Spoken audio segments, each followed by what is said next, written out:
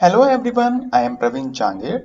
और आज के इस वीडियो में बेटा हम बीएसटी का चैप्टर नंबर जो 11 है उसके बारे में डिस्कस करेंगे। इस चैप्टर का नाम बेटा एंटरप्रेन्योरशिप है। वैसे तो किसी भी चैप्टर में आने वाला जो नया टॉपिक होता है उसको उसकी मीनिंग और डेफिनेशन के द्वारा अच्छी तरह से समझाया जा सकता है, लेकिन इस चैप्टर में इसका जस्ट उल्टा है। मतलब आपको मीनिंग और डेफिनेशन जो एंटरप्रेन्योरशिप की है वो तब तक समझ में नहीं आएंगी जब तक कि आपको बिजनेसमैन और एंटरप्रेन्योर में फर्क समझ में नहीं आता।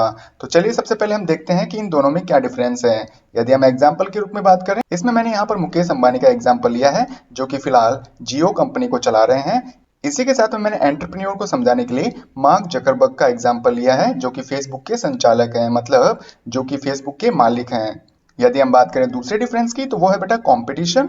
बिजनेसमैन के लिए जो कंपटीशन होता है वो बहुत ही हाई होता है। मतलब जो बिजनेसमैन है वो अपने पुराने रीति रिवाजों और पुराने तरीकों से ही अपना बिजनेस चलाया करता है, जिस बिजनेस को पहले से ही कोई और दूसरे बिजनेसमैन भी चला रहे होते हैं। तो इस तरह से यहाँ पर जो बिजनेसमैन है उसके लिए कंपटीशन बहुत ज्यादा होता है, लेकिन एंटरप्रेन्योर जो है उसके लिए इस तरह का जो कंपटीशन है इसके रिगार्डिंग कोई भी रिस्क नहीं रहता है, या जो कंपटीशन है वो बिल्कुल कम होता है। क्योंकि एंटरप्रेन्योर जो होता है उसका काम होता है नए तरीके से, इनोवेटिव तरीके से काम करना। और जब भी कोई काम नए तरीके से शुरू किया जाता है तो उसका कोई भी कंपटीशन नहीं रहता है, क्योंकि वो काम अपने आप में एक अनोखा काम होता है। यदि हम थर्ड डिफरेंस की बात करें तो वो है वर्किंग मेथड। बिजनेसमैन हमेशा अपने ओल्ड आइडियाज और अपने ओल्ड कंसेप्ट के हिसाब से बिजनेस किया करता है, लेकिन जो एंटरप्रेन्योर है वो भी एक्चुअल में क्या है, बिजनेसमैन ही है, लेकिन वो बिजनेसमैन से एक कदम आगे होता है। मतलब वो जो है अपने नए आइडिया से कोई नए तरीके का बिजनेस सेटअप करता है। यदि हम बात करें फोर्थ डिफरेंस की तो वो है डूइंग बिजनेस। मतलब बिजनेसमैन जो हुआ करते हैं वो एग्जिस्टिंग मार्केट, मतलब जो मार्केट पहले से बना बनाया है उसमें वो अपना बिजनेस किया करते हैं, लेकिन जो एंटरप्रेन्योर है वो नया मार्केट डेवलप करते हैं आगे आने वाले बिजनेसमैन के लिए। यदि हम फिफ्थ डिफरेंस की बात करें तो वो है फ्यूचर रिस्क।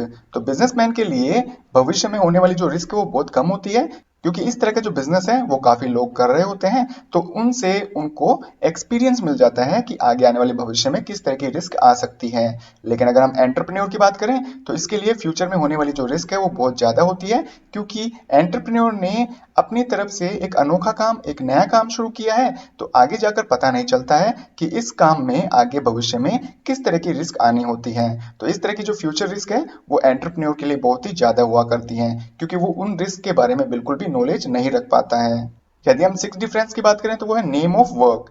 बिजनेसमैन जो भी काम किया करते हैं उसे हम बोलते हैं बिजनेस, जबकि जो एंटरप्रेन्योर जो भी काम किया करता है उसको हम बोलते हैं एंटरप्रेन्योरशिप।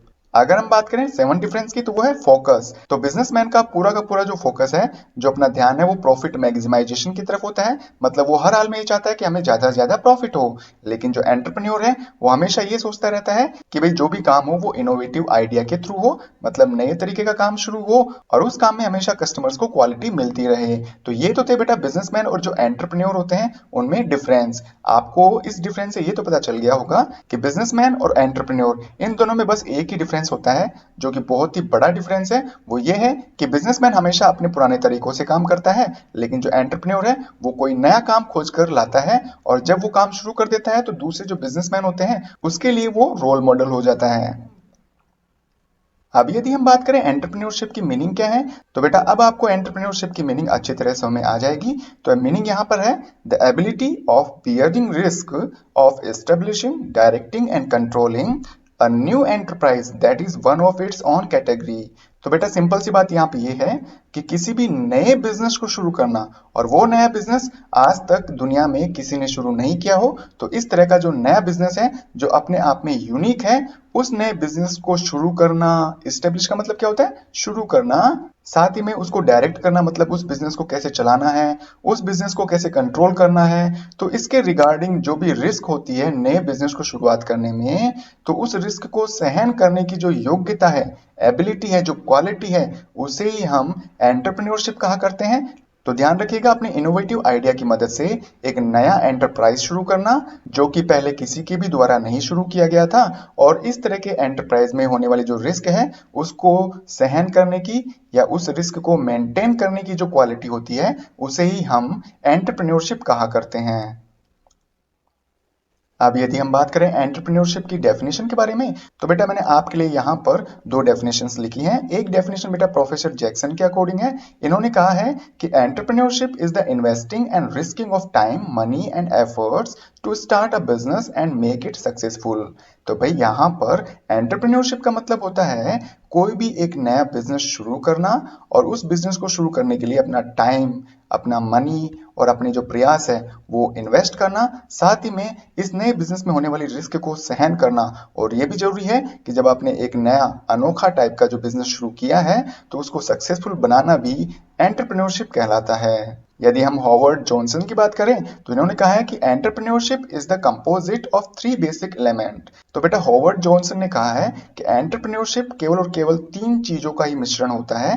कंपोजिट का मतलब मिश्रण, मतलब एंटरप्रेन्योरशिप है ना, उसमें तीन चीजें ध्यान रखी जाती हैं, जिसमें फर्स्ट है इन्वेंशन, मतलब नई चीजों का आविष्कार करना, दुनिया के सामने जो भी कस्टमर है उनके सामने कोई नया प्रोडक्ट लॉन्च करना। सेकंड है इनोवेशन, इनोवेशन का मतलब होता है कोई पुराना प्रोडक्ट है उसको नए तरीके से पेश करना। और थर्ड है बेटा एडेप्टेशन, एडेप्टेशन का मतलब होता है मार्केट में जो भी चेंजेस आने वाले हैं या जो चेंजेस हो चुके हैं उनके अकॉर्डिंग अपने बिजनेस को ढालना।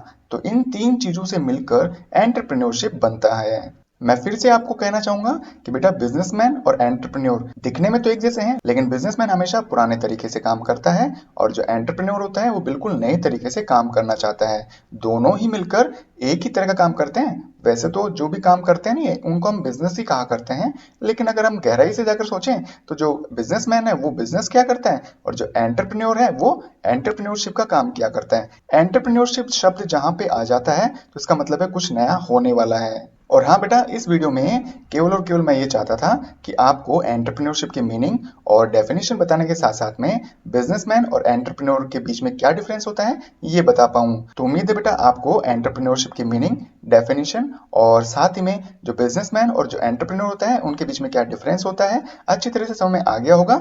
यदि वीडियो पसंद आया तो बेटा इसे लाइक जरूर करिएगा, अपने फ्रेंड्स में इसको शेयर करना न भूलिए। यदि आप चाहते हैं इसी तरह के वीडियोस आपके मोबाइल की स्क्रीन पर रेगुलर आते रहें तो इसके लिए बेटा आप मेरा चैनल सब्सक्राइब कर सकते हैं। थैंक यू बेटा।